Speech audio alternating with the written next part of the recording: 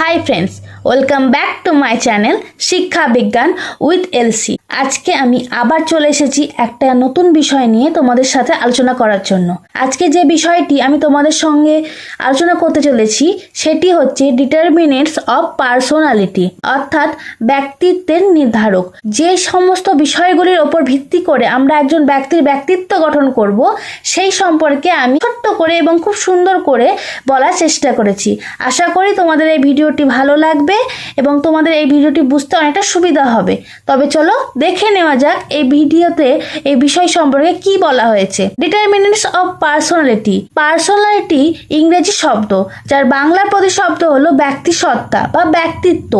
এই পার্সোনালিটি ঠিক সহজভাবে বা সাধারণভাবে বুঝতে হলে একে বলা যায় যে এটি হলো একজন ব্যক্তির চরিত্র বা সমাজে তার ছবি, যে সে ব্যক্তিটি কেমনভাবে তৈরি করেছে, তার ব্যবহার বা নিজের কাজকর্ম বা কৃতিত্ব কেমনভাবে এই সমাজে প্রতিস্থাপন করেছে তার উপর ভিত্তি করে কিন্তু তার চরিত্র গঠন হয়। আমাদের এই পার্সোনালিটি শব্দটি এসেছে ল্যাটিন শব্দ থেকে, ল্যাটিন শব্দ প্রেসোনা থেকে, যার অর্থ হচ্ছে মুখোশ। আগেকার সময় এই প্রেসোনা অর্থাৎ মুখোশ পরে অভিনেতা বা অভিনেত্রীরা স্টেজে নিজেদের অভিনয় করার সময় নিজেদের চরিত্রকে খুব সুন্দরভাবে এবং সহজভাবে দর্শকের কাছে প্রতিস্থাপন করার জন্য মুখোশ পরে অভিনয় করতেন। এবং ঠিক একই রকমভাবে আমরা নিজেদের জীবনে এবং সমাজের সামনে একটা মুখোশ পরে আমাদের একটা চরিত্রকে সবার সামনে তুলে ধরি। আপনজনের মধ্যে বা মনের মধ্যে একরকম চরিত্র থাকলেও সামনেখানে কাউকে সেই চরিত্রটা খুব সহজে প্রকাশ করতে দিই না। সমাজে আমাদের আরেক চরিত্রের গঠন হয় বা এক এক পরিস্থিতিতে এক এক জায়গায় আমাদের এক এক রকম চরিত্রের লক্ষণ দেখা যায়। প্রেসোনা শব্দটি আর পার্সোনালিটি বা অর্থাৎ ব্যক্তিত্বের চরিত্রের মিল থাকায় এই প্রেসোনা থেকেই পার্সোনালিটি শব্দটি গঠন হয়েছে বা উৎপত্তি হয়েছে।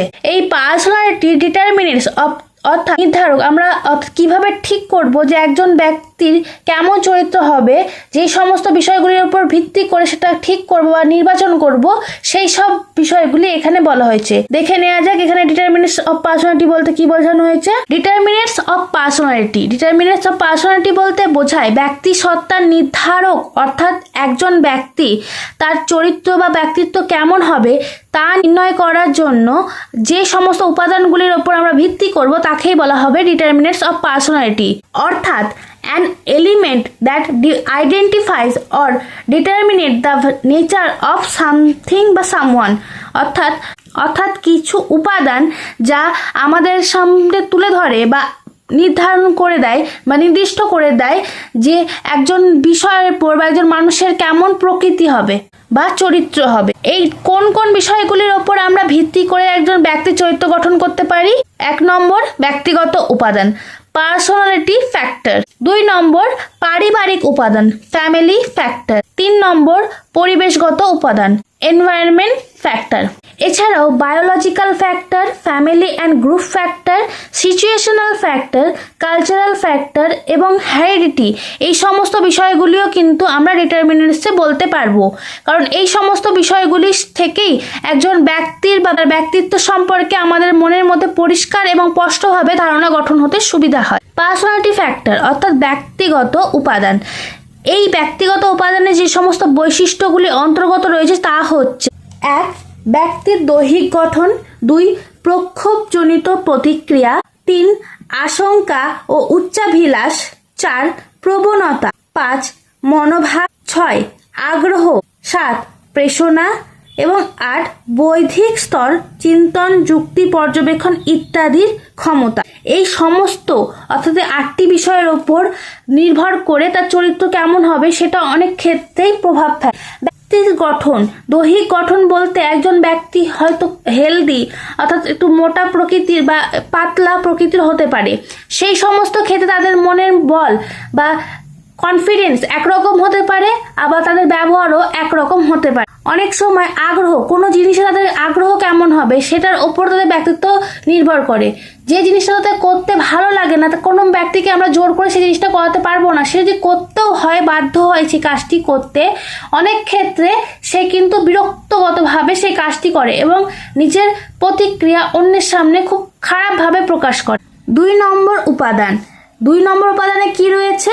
পারিবারিক উপাদান বা ফ্যামিলি ফ্যাক্টর। এর মধ্যে যে সমস্ত বিষয়গুলি অন্তর্গত বা স্থান পেয়েছে তা হচ্ছে সুরক্ষা অর্থাৎ রক্ষণাবেক্ষণ অথবা প্রত্যাখ্যান, ভাই বোনের সংখ্যা, লিঙ্গ হিসাবে শিশুর পরিবারের মূল্য, সৎ বাবা বা সৎ মা, যৌথ পরিবার অথবা অনুপরিবার, বাড়িতে থাকার জায়গা, বাবা মায়ের উচ্চ আকাঙ্ক্ষা ও আগ্রহ, সেই পরিবারের অর্থনৈতিক, রাজনৈতিক, ধর্মীয় এবং সামাজিক প্রতিষ্ঠা মর্যাদা। অনেক ক্ষেত্রে কিন্তু এই বিষয়গুলি একজন ব্যক্তির তার চরিত্র কেমন হবে সেটা আমাদের সামনে তুলে ধরতে চেষ্টা করে বা সাহায্য করে। সুরক্ষা, একজন ব্যক্তি ছোট থেকে বড় অবধি কেমন নিজের পরিবারের সুরক্ষা লাভ করেছে, তার সাথে কি কি ঘটেছে, কোনো রকম মানসিক বা শারীরিক অত্যাচার হয়েছে কিনা তার উপর নির্ভর করে সে কেমন সমাজে তার চরিত্র কেমন হবে। ভাই বোনের সংখ্যা, অনেকে নিজেদের ভাই বোনকে নিয়ে অনেকে প্রোটেক্টিভ হয় বা একমাত্র সন্তান হওয়ার জন্য সে হয়তো কোনোদিনও অন্য কোনো ভাই বোনের দেখলে পরে তার মধ্যে ঈর্ষা জন্মায় বা সে মনে হয় যে আমার হয়তো ভাই বা আমার বোন থাকলে আমার আজকে জীবনটা অন্যরকম হবে। সেই সমস্ত বিষয় কিন্তু অনেক ক্ষেত্রে ভাই বোনের সংখ্যা বা ভাই বোন থাকা না থাকা বিষয়টি চরিত্রের ওপর অনেকটাই প্রভাব ফেলে।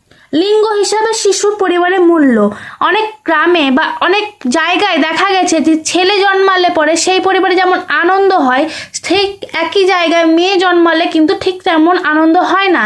এই সমস্ত বিষয়ও কিন্তু একটা শিশুর মানসিক ওপর খুব খারাপভাবে প্রভাব ফেলে এবং যার ফলে তার চরিত্রের মধ্যে একটা অন্যরকম গঠন সৃষ্টি হয়, যেই চরিত্রটা অবশ্যই কোনো ভালো প্রভাব নয়। সৎ বাবা বা সৎ মা, সব ক্ষেত্রে সৎ বাবা বা সৎ মা খারাপ হবে সেই রকম কোনো বিষয় নেই, কিন্তু সেই মানুষ দুটির মধ্যে কেউ একজন যদি কোনো রকমভাবে খারাপ ব্যবহার করে তাহলে সন্তান তাদের ওপর একটা ঘৃণা জন্মাবে এবং তাদের মনের ভাব হয়তো অন্য রকম হবে, যে স্বাভাবিক শিশুর মধ্যে তা থাকে না, যার ফলে তাদের চরিত্রে কিছুটা হলেও পরিবর্তন ঘটবে এবং কিছুটা হলেও অন্য রকম চরিত্র গঠন হবে। যৌথ পরিবার বা অনুপরিবার, একজন মিলেমিশে থাকা পরিবারের সন্তান একরকম মানুষ সম্পন্ন হয় এবং একা থাকা পরিবারের ছেলে আর এক রকম সম্পন্ন হয়।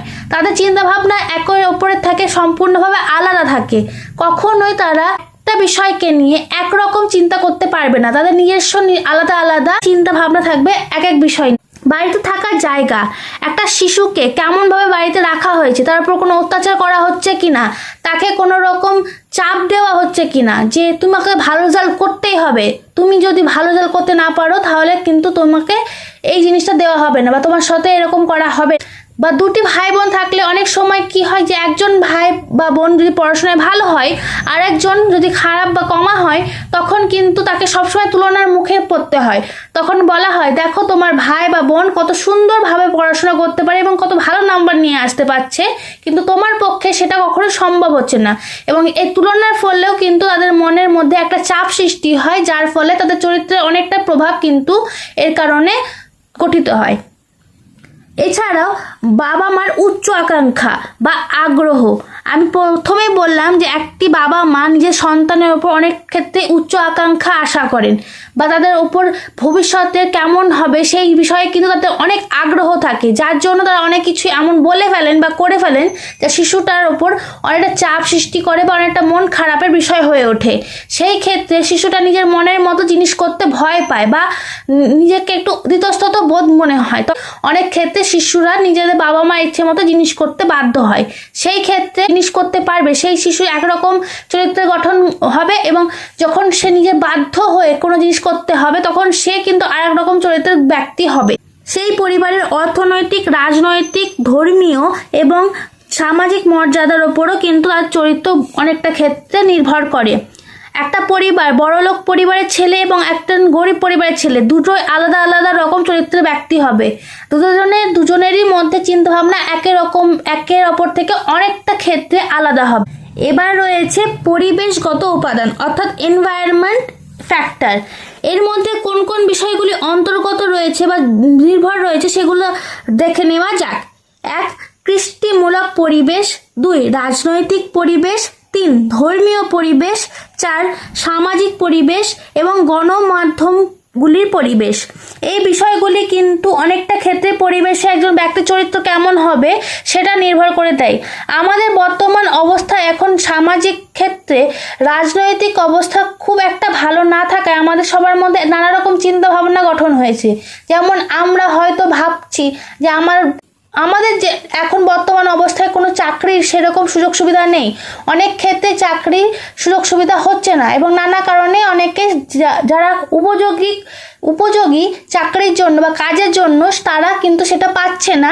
এই ভবিষ্যতে আসা শিশুদের জন্য কিন্তু আমাদের নানা রকম চিন্তা ভাবনা হচ্ছে যে তারা কেমন করে এই প্রতিযোগিতামূলক সমাজে টিকে থাকতে পারে।